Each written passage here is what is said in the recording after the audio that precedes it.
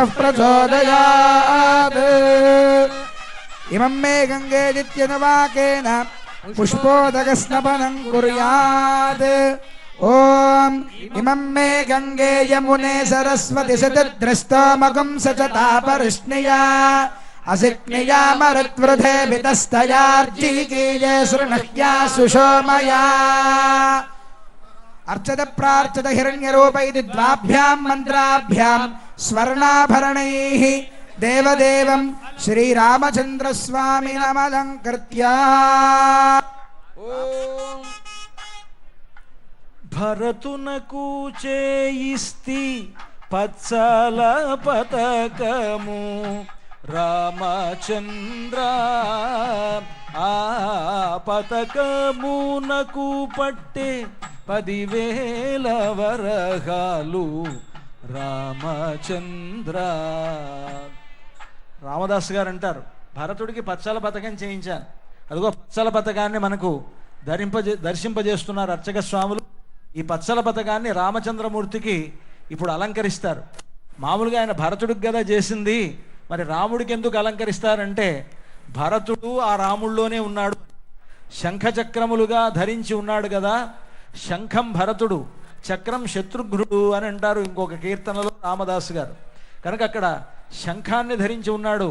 ఆ భరతునికి బదులు రామచంద్రమూర్తే ఈనాడు ఆ పచ్చల పతకాన్ని కళ్యాణోత్సవ సమయంలో ధరిస్తారు.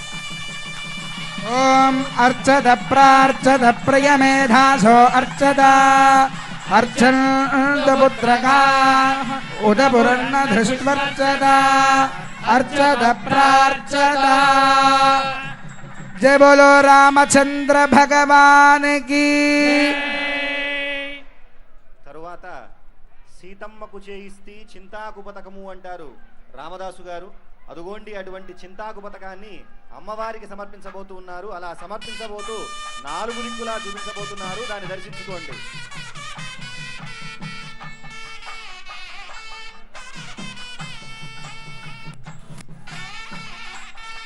ఎంతో ప్రేమతో చేయించారు రామదాసు గారు. ఆ ఆభరణాలు ఇప్పుడు మనం దాని విలువ తక్కువ అనుకోవచ్చు, కానీ చారిత్రకమైనటువంటి ప్రసిద్ధి ముందు ఆ విలువ అనేది దిగదుడుపుగా ఉంటుంది.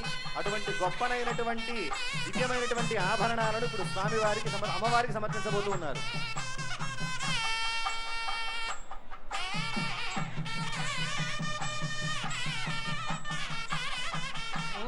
ఓం హిరణ్యరూపస్స హిరణ్యచంద్రగవాన్నపాత్సేదు హిరణ్యవర్ణః హిరణ్యయాత్పర్యోనేర్నిషద్యా హిరణ్యదాదద్యన్నమస్మై.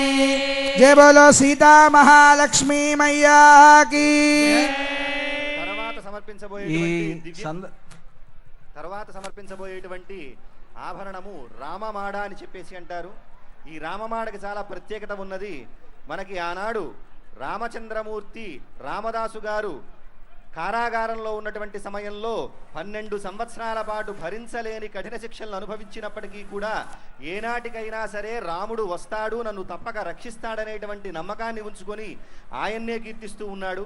ఆ సందర్భంలో రామచంద్రమూర్తి మనసు కరిగి తన తమ్ముడైనటువంటి లక్ష్మణస్వామితో కూడా రామోజీ లక్ష్మోజీ అనేటువంటి సిపాయి రూపంలో అర్ధరాత్రి సమయంలో తానీషా దగ్గరకు వెళ్ళి రామదాసు గారు ఆలయం నిర్మించడానికి 6 లక్షల వెండి నాణ్యాలను ఖర్చు చేస్తే 6 లక్షల బంగారు మాడల్ని ఇచ్చి రామదాసు గారిని చరణించి విడిపించారని చెప్పి మనకి చరిత్ర చెబుతోంది. ఆ చరిత్రకు సాక్ష్యంగా నిలిచినటువంటి రామమాడ ఒక పక్క రామచంద్రమూర్తి యొక్క పట్టాభిషేక ముద్ర, వెనక పక్క హనుమంతుడి ముద్ర ఉన్నటువంటి ఆ రామమాడను నలుదిక్కులా చూపిస్తున్నారు. భక్తులందరూ కూడా దర్శనం చేసుకోండి. దానివల్ల రామానుగ్రహం మనం పొందవచ్చు. ఓం హిరణ్యరూపస్స హిరణ్యచంద్రగవాన్నపాత్సేదు హిరణ్యవర్ణః हिरण्यदात्पर्योनेर्निषद्या हिरण्यदादद्यन्नमस्मै. जय बोलो रामानुज स्वामी की. सकलाराधनैश्वर्चितमस्तु.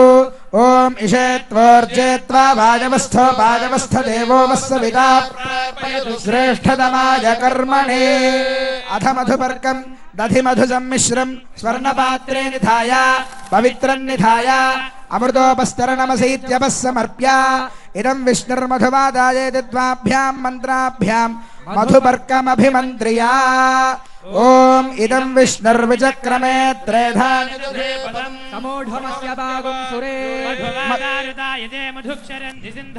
మాధ్వేర్ణ సంవోహధే మధునగ్నమదోషసి మధుమత్పార్థివగుమ్రజః మధుమాన్నో వనస్పతిర్మధుమాగం అస్తు సూర్యః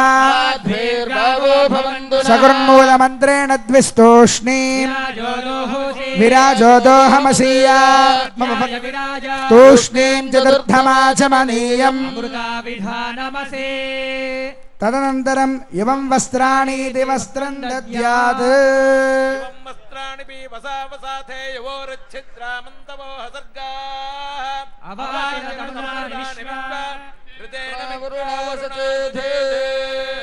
కళ్యాణోత్సవంలో మధుపర్క ప్రాశన అనేటువంటిది వరపూజలో భాగంగానే మధుపర్కము అంటారు. మధుపర్కములు అంటే మనందరికీ వస్త్రాలు సమర్పించడం అనుకుంటాం, కానీ తేనె పెరుగు కలిసినటువంటి మిశ్రమాన్ని అమ్మవారికి స్వామివారికి ఆరగింపు చేస్తారు. విరాజో దోహోసి విరాజో దోహమసీయ అంటూ ఆ సీతారాములకు మధుపర్క ప్రాశనం అనేటువంటిది మంత్రపూర్వకంగా అర్చక స్వాములు నిర్వహించారు. ఈ మధుపర్క ప్రాశన అయిన తరువాత ఇక్కడ వస్త్రాలు సమర్పించడం అనేటువంటిది ఆచారం. కనుక మన వాళ్ళంతా కూడా ఏమనుకుంటారంటే మధుపర్కాలు అని అంటే వస్త్రాలకే మధుపర్కాలు అనేటువంటి పేరు పెట్టారు. పెళ్ళిళ్ళలో మధుపర్కము అని అంటే పెరుగు తేనె కలిసినటువంటి మిశ్రమం. కానీ మనం పెళ్ళిళ్ళలో ఏం చేస్తారు, మధుపర్కాలు ఇచ్చారా అంటారు. అదే మధుపర్కాలు ఇవ్వడం అంటే ఏమిటంటే మధుపర్కాలకు ఇచ్చేటప్పుడు ఇచ్చేటువంటి వస్త్రాలు అని అర్థం.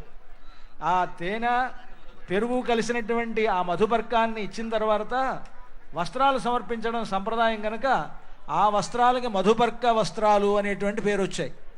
ఇప్పుడు ఈ సీతారాముల కళ్యాణ సందర్భంగా మనకు ఈ మధుపర్క వస్త్రాలను సమర్పిస్తారు. మన తెలంగాణ రాష్ట్ర ప్రభుత్వం తరఫున మన గౌరవ ముఖ్యమంత్రి వర్యులు రేవంత్ రెడ్డి గారు రాబోతూ ఉన్నారు. వారికి పైన పూజ స్వామివారి మూలవర్ల దర్శనం అయిన తర్వాత ముఖ్యమంత్రి గారు మన ఈ భద్రాచల క్షేత్రం యొక్క పునరభివృద్ధి కార్యక్రమాలను ప్రారంభించి మన కళ్యాణ మండపంలోకి రాబోతూ ఉన్నారు. వారితో పాటు అనేక మంది మంత్రులు, ముఖ్యమంత్రి గారు, అలాగే పొంగులేటి శ్రీనివాసరెడ్డి గారు, తుమ్మల నాగేశ్వరరావు గారు, దేవాదాయ శాఖ మంత్రి కొండా సురేఖ గారు, తర్వాత ఉప ముఖ్యమంత్రి భట్టి విక్రమార్క గారు, వీళ్ళంతా కూడా వస్తూ ఉన్నారు.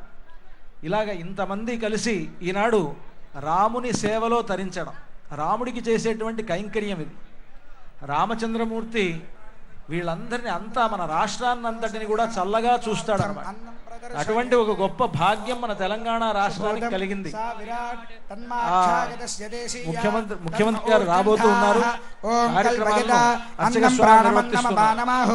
అన్నం మృత్యంతము జీవాతమాహు అన్నం బ్రహ్మాణో జనసం వదంతి అన్నమాహు ప్రజననం ప్రజానాం మోహమన్నం విందతే అప్రచేతాః సత్యం బ్రవీణ వదయత్ సదస్య ఆర్యమణం పుష్యతి నో సఖాయం కేవలాఘో భవతి కేవలాది తః కన్యాదానముదకపూర్వకం దత్వా ప్రతివచనం పరిపాలయామి.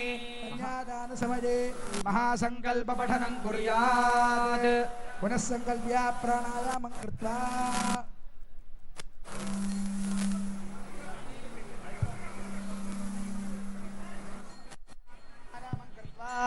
ఓం ఓం ఓం శ్రీమదఖిలాండకోటి బ్రహ్మాండ నాయకస్య దేవత సీతా లక్ష్మణ సమేత శ్రీరామచంద్ర స్వామినః